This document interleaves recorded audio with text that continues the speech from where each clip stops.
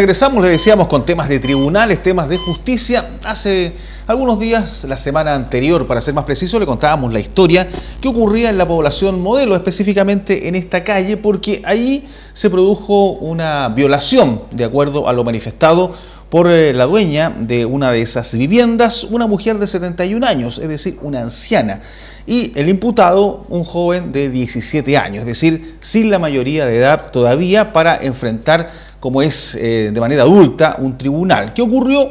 Que el juzgado, y a propósito también de la presentación que hizo la Defensoría respecto a que habría habido una ilegalidad en la detención producto de un procedimiento que no estaba autorizado por la Fiscalía por parte de Carabineros, determinó que hubiese arresto domiciliario en la vivienda. ¿Cuál es el tema?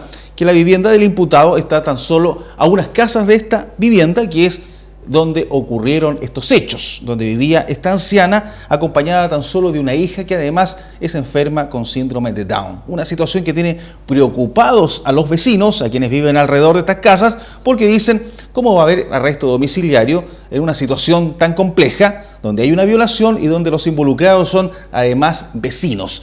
Por eso la Fiscalía apeló ante la Corte de Apelaciones de Puerto Montt. Sin embargo, por 2-1 se mantuvo lo que había determinado el tribunal, es decir, que solo haya arresto domiciliario para este joven de 17 años. Por eso queremos conocer de este caso con Marcelo Zambucetti, fiscal del Ministerio Público, fiscal jefe de Puerto Montt precisamente, porque a propósito de este caso queremos entender un poco las lógicas que no siempre la ciudadanía entiende, porque ha habido bastantes críticas respecto a este caso en lo particular. Buenas tardes, Juan Osvaldo. Muchas gracias por la invitación. Efectivamente, respecto de este caso, nos encontramos frente al hecho de que se nos informó por parte de funcionarios de Carabineros de la existencia de una violación en el interior de un domicilio. Atendido aquello, de hecho, las primeras diligencias estuvieron encaminadas precisamente a determinar si es que efectivamente había ocurrido así y de esta manera. Sin embargo, dentro del contexto y previo a la comunicación a la Fiscalía, Carabineros realizó diligencias de investigación consistentes en la incautación de la ropa interior de parte del imputado, de 17 años de edad. Y atendido aquello, entonces el Tribunal de Garantía estableció de que la legalidad de la detención está precisamente en cuestionamiento, teniendo presente esta diligencia que se había practicado previo a la comunicación al fiscal, y por otra parte de que se trataría de una actuación vejatoria, teniendo presente además el hecho de que, tratándose de adolescentes, cualquier actividad que no sea solo la verificación de la identidad tiene que realizarse con presencia fiscal y además con un defensor. O sea, aquí hubo un error de procedimiento por parte de los Carabineros, es decir, se tomó una prueba que en este caso no estuvo autorizada por ustedes, por la Fiscalía. ¿Eso es así? Y además porque no estaba presente el defensor.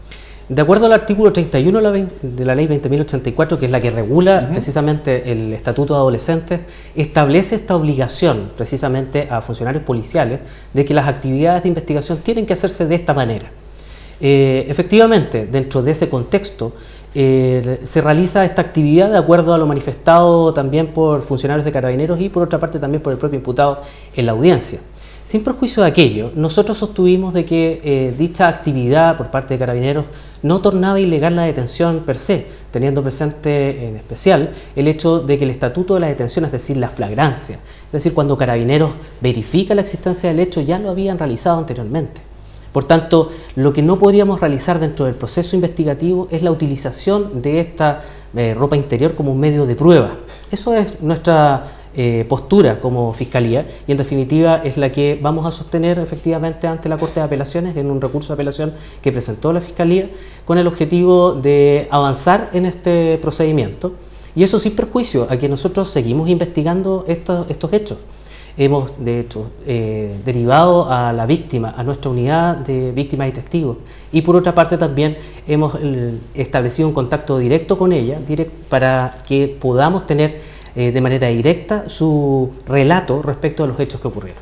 Ahora, tomando en cuenta todo aquello, claro, la forma, y estamos hablando para la ciudadanía que no necesariamente entiende los procedimientos legales, esto resulta muy poco lógico. O sea, se encuentra a una persona de manera prácticamente flagrante cometiendo un delito, pero porque hay un procedimiento no bien realizado, esta persona queda solo con arresto domiciliario, cuando ustedes plantean que es un peligro para la sociedad y que por lo tanto debería estar al menos detenido durante la investigación. Estamos hablando de un joven, claro, de 17 años que todavía no tiene la mayoría de edad. Pero esto cuesta mucho hacerlo entender a los vecinos. Nosotros conversamos con algunos de ellos y claro está, tienen temor, tienen incertidumbre y piensan que la justicia aquí no funciona derechamente. Puedo entender precisamente esa preocupación por parte de los vecinos. Sin embargo, la Fiscalía desde el primer momento solicitó precisamente la internación provisoria del imputado, teniendo presente de que para nosotros constituye su libertad un peligro para la seguridad de la sociedad, y no solo ello, sino que también respecto a la afectada. Vivir a solo unos metros de aquella claramente implica un temor que debe ser cautelado, y la única medida efectiva puede ser la internación provisoria. Nosotros lo sostuvimos en el Juzgado de Garantía, apelamos a la Corte de Apelaciones de Puerto Montt y la Ilustrísima Corte señaló, en definitiva, que confirmó la resolución de primera instancia, luego de nosotros deducir este recurso de apelación en un voto dividido de 2-1 dentro de la propia Corte. Eso no nos deja satisfechos, claramente, y eso ha significado, de todos modos, de que nosotros hemos despachado medidas de protección en favor de la víctima, de modo tal de que hemos estado permanentemente en contacto con funcionarios de Carabineros para verificar, uno, si es que hay un acercamiento por parte del imputado a ese domicilio, y dos, si está cumpliendo efectivamente el arresto domiciliario que se estableció por parte del tribunal. Eso le iba a preguntar, fiscal, ¿cómo se determina un arresto domiciliario? ¿Qué es un arresto domiciliario para que todos entendamos? ¿No puede salir de la vivienda todo el día o solamente algunas horas? ¿Tiene que permanecer ella durante la noche? ¿Quién verifica efectivamente que una persona esté con arresto domiciliario en su casa? Porque no hay un punto fijo de Carabineros en ningún caso, digamos. Bien, respecto a las medidas cautelares, la internación provisoria en el caso de adolescentes o la prisión preventiva en el caso de adultos es la de mayor intensidad. ¿Qué significa estar en un centro penitenciario sin perjuicio de que su calidad todavía sigue siendo inocente, pero durante el tiempo que está durante la investigación se establece esta protección también en favor de la sociedad? En el caso de los arrestos domiciliarios es la siguiente, es decir, la siguiente intensidad. Y el arresto domiciliario significa de que la persona que está sujeta a ello no puede salir de un domicilio que esa misma persona fije. Si se trata de un arresto domiciliario total, significa que no puede salir en ningún momento durante las 24 horas. Si se trata de un arresto domiciliario parcial, depende de cuáles son los horarios que se fijan. ¿Y en este caso es parcial o total? En este caso es total, es decir, debe permanecer 24 horas en el interior de su domicilio. Y la ejecución del control de esa actividad precisamente está radicada en funcionarios de Carabineros, quienes aleatoriamente van a dicho domicilio con el objeto de certificar si él se encuentra en el domicilio o no. Si no se encontrara en el domicilio, existe precisamente una causal de flagrancia específica que establece la ley, que si lo encuentran en cualquier otro lugar que no sea en el interior de su domicilio, puede ser detenido en el acto, sin importar si es que está cometiendo un nuevo delito o no. Es decir, si a él se le encuentra en el centro de Puerto Montt el día de mañana, puede ser detenido en ese momento, como también en cualquier otro lugar que no sea en el interior de su domicilio. Ahora, dentro de las víctimas, ustedes tienen una unidad especializada para aquello, sobre todo cuando se trata de delitos sexuales. ¿Cómo se apoya a una persona, una anciana de 71 años? Porque este es un caso, claro, que además sale de lo habitual, o me equivoco, puede que usted pueda tener una estadística distinta, pero que una anciana de 71 años sea violada por un vecino de 17 es un hecho, al menos desde el punto de vista nuestro, poco habitual aquí y en cualquier parte de nuestro país. ¿Cómo se protege, cómo se ayuda a una persona de estas características? Bien, efectivamente, Juan Osvaldo, tenemos una unidad regional de atención de víctimas y testigos. Esa unidad está compuesta por asistentes sociales y psicólogos que prestan una colaboración a la investigación desde el punto de vista de sus determinados oficios, que es precisamente otorgar protección también y apoyo a quienes son víctimas y testigos de un hecho. En el caso que nos ocupa, tal como se trata de delitos sexuales, como que también puede ser de delitos sexuales con adultos mayores o como también con menores, existe una intensidad aún mayor, desde el punto de vista de que es como una atención directamente con el psicólogo, de modo tal de que puede establecer también qué tipo de soluciones puede tener respecto de la grave afectación que puede haber sufrido con este hecho. Todavía nos encontramos frente a una investigación, por tanto no podemos señalar de que efectivamente el hecho ocurrió o no ocurrió. Sin embargo, existen daños asociados a determinadas conductas como esta o como puede ser cualquier otra. Y aquella intervención por parte de psicólogos resulta fundamental desde el primer momento. Y así es como ha sido en este caso, como también en el caso de abusos sexuales respecto de menores de edad, en que es importante poder acercarse precisamente a quienes son víctimas desde un primer momento, de modo tal de poder tener el apoyo y también apego respecto de los profesionales que trabajan con ellos. Claro, y de una manera además empática y que no sea traumática, de que ellos puedan dar su versión, su declaración, porque hay también todo un proceso bastante duro. Efectivamente, el encontrarse dentro de un proceso de investigación, sea como cualquier calidad, sea víctima, testigo, como imputado, es una actividad que no escapa completamente a la realidad cotidiana. Por tanto, las personas en general asocian la actividad de investigación con un tema oscuro, complejo, burocrático, en circunstancias que no lo es. Teniendo presente de que nos encontramos frente a una fiscalía que es cercana, abierta, transparente, que el rol de la fiscalía es precisamente dar protección a víctimas y testigos de hechos. Por eso tenemos esta unidad, y no solo aquellos, sino que también nos hemos acercado precisamente a quienes son víctimas y testigos, de modo tal de que podamos tomar directamente las declaraciones y el acercamiento directamente con ellos.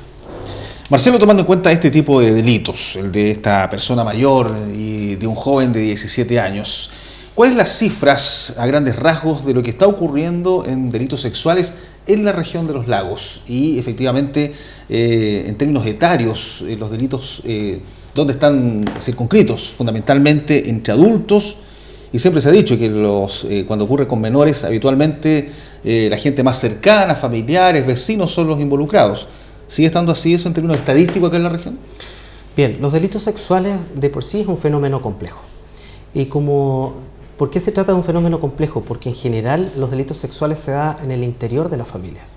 Como usualmente ocurre, se da entre personas que tienen un parentesco muy cercano, a diferencia de lo que uno usualmente puede pensar de que se trata de delitos sexuales que se da en general con personas desconocidas. No. En general se da con personas conocidas, ya sea si se trata de menores de edad, con un tío, un padrastro, un abuelo, y de esa manera entonces se torna, aparte de lo complejo que es desde el punto de vista familiar, aparte se transforma en una complejidad desde un punto de vista investigativo, teniendo especialmente presente de que quienes denuncian delitos sexuales después tienen una alta tasa de retractación respecto de la denuncia primigenia. Claro, para no complicar la familia probablemente, para no generar un conflicto mayor aún. Y ahí se cometen, me imagino, errores garrafales. Más que errores garrafales, el punto está en que esas investigaciones tienen que estar muy encima precisamente que los fiscales y también con las unidades de víctimas. Y por otro lado también con las alianzas estratégicas que podamos llevar a cabo al informar estos hechos al juzgado de familia. Pero fiscal, ¿qué pasa ahí, por ejemplo, ya que está viendo una familia, que se descubre, no sé, que un tío o un abuelo abusó de una menor de edad? Se logra determinar eso en la investigación de acuerdo a declaraciones o lo que haya ocurrido, pero resulta que la familia, para no afectar o generar un conflicto mayor en el interior, se retracta la madre, el padre. ¿Ocurren casos así? ¿Y qué pasa ahí con el procedimiento? Bueno, efectivamente. Primero, debe existir una alta tasa de cifras negras, es decir, de personas que no denuncian los hechos. Lo más importante es denunciar. Lo más importante es poner en conocimiento de la Fiscalía, sea directo, a través de Policía de Investigaciones o Carabineros, la existencia de un hecho. Ese es el primer paso valiente que en definitiva realiza quien es víctima de un hecho de esta naturaleza. Luego viene el siguiente paso, que es aportar los antecedentes que sean suficientes para poder llevar a cabo una investigación por una parte, y en segundo lugar para poder efectivamente llegar a un estándar que nos permita llevar a cabo un juicio oral. Eso no es simple desde el punto de vista de que nos encontramos frente a fenómenos como la retractación, y en el caso de familiares efectivamente eso es así. El Ministerio Público sigue igual la investigación, aún a pesar de las retractaciones que nos hemos encontrado en múltiples ocasiones. Perfecto, esa era como la gran duda, digamos. Efectivamente, continuamos. ¿Por qué? Porque se trata de una acción penal pública. Es decir, de que una vez iniciada la investigación, no importa cuál es el parecer de quien aparece como víctima en el hecho, sino que nosotros debemos seguir investigando esas circunstancias de cómo ocurrieron los hechos y hasta dónde también podemos llegar. Y digo hasta dónde podemos llegar desde el punto de vista del acopio de pruebas. Porque en general, respecto de un delito en que ocurre entre cuatro paredes, como en general ocurren en los delitos sexuales dentro de la familia, no hay testigo. Por tanto, la principal medio de prueba, la principal evidencia, precisamente es la persona de la víctima, quien tiene un relato, sea sostenido en el tiempo o no, y que puede efectivamente contar lo que ocurrió y las circunstancias de aquello.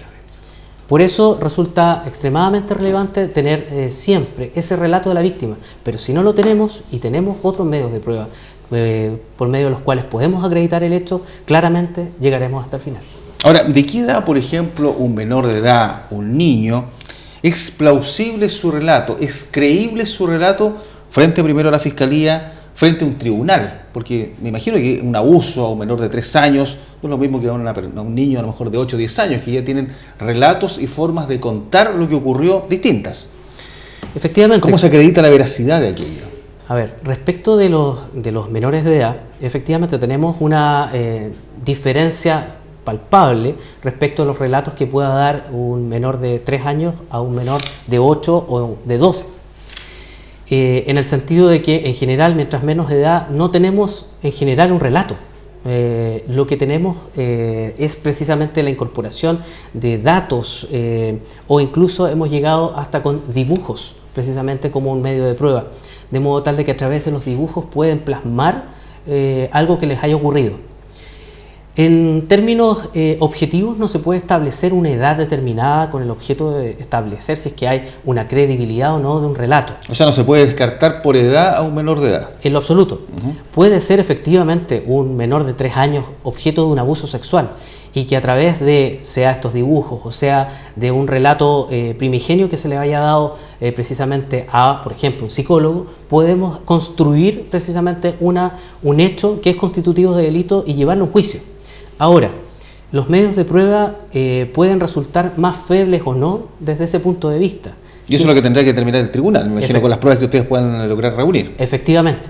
Por tanto, es el tribunal, en definitiva, el que determina si que con estos medios de prueba que hemos acopiado y con la convicción a la cual nosotros llegamos, en definitiva, establecer una sanción o no, dependiendo del resultado de las pruebas y también dependiendo de cuál sea la explicación también que se pueda dar con los medios de prueba en el juicio. Marcelo, no siendo psicólogo, pero sí abogado con experiencia en temas penales, y a propósito que estamos llegando a muchas familias, una madre, un padre, ¿en qué debe fijarse en un menor de edad que pudo haber sido abusado? Porque me imagino que las conductas son distintas, no necesariamente si es más pequeño vaya a relatar y vaya a darle la connotación negativa que puede tener un abuso sexual. Él no sabe de eso.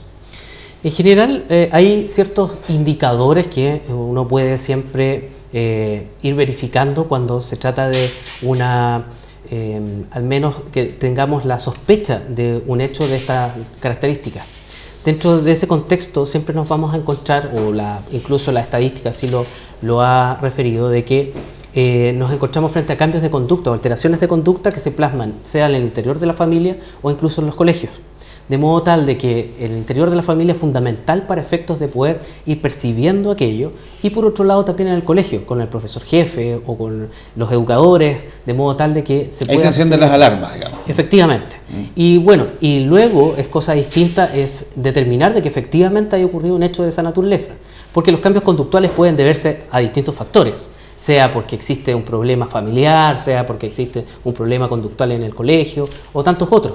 El punto está en que ese es un primer indicador para efectos de poder tener al menos la sospecha de que nos encontramos frente a un fenómeno de esta naturaleza. O sea, cambios conductuales, hay que tener mucho ojo los padres cuando ocurren, porque puede haber detrás una situación de este tipo. Efectivamente.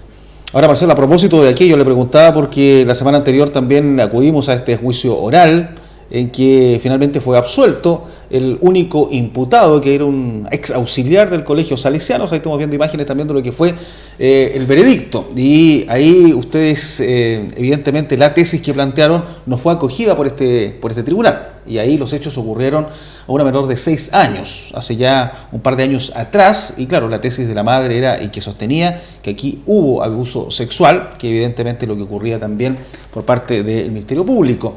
¿Se apela a anular este fallo, que es la única opción que existe hoy día dentro del sistema penal? Bien, luego de una investigación, el Ministerio Público pudo convencerse de la existencia de un hecho que había, en definitiva, vulnerado a esta menor de 6 años. Nosotros llevamos la causa a juicio, deducimos la acusación y lo plasmamos dentro del contexto del juicio oral. El punto está en que durante el juicio oral la defensa siempre atacó el relato de la menor en cuanto se encontraba, según sus propios dichos, se encontraba inducido por parte de la madre, de modo tal de que ese relato, en cuanto imputaba a alguien la realización de actos de significación sexual, en definitiva había sido todo producto de un, no ardid, pero sí que se trataba de una manipulación por parte de la madre. sin perjuicio de que nosotros durante la investigación pudimos establecer de que el hecho, a juicio nuestro, sí ocurrió, de modo tal de que teníamos todos los indicadores que nos daban cuenta de la existencia de un abuso sexual y que al imputado le correspondía participación. Nosotros lo sostuvimos tanto, y de hecho con esa investigación, en definitiva, se obtuvo uno de los votos del Tribunal de Juicio Oral en lo penal, de modo tal de que se estableció, al menos por uno, de que efectivamente el hecho había ocurrido. Tenemos ese voto disidente que nos acoge nuestra tesis. Tenemos que verificar precisamente los antecedentes del fallo, que se va a comunicar este día miércoles a las 20 horas. Una vez con el fallo, vamos a analizar, desmenuzar precisamente cuáles son las razones que tuvo el tribunal para efectos de no otorgar validez a nuestra tesis desde el punto de vista de nuestra acusación, y por otra parte ahí verificaremos si es que nos encontramos frente a una hipótesis de una nulidad, es decir, una nulidad que se solicitaría con el objeto de anular el juicio, es decir, que habría que realizar uno nuevo.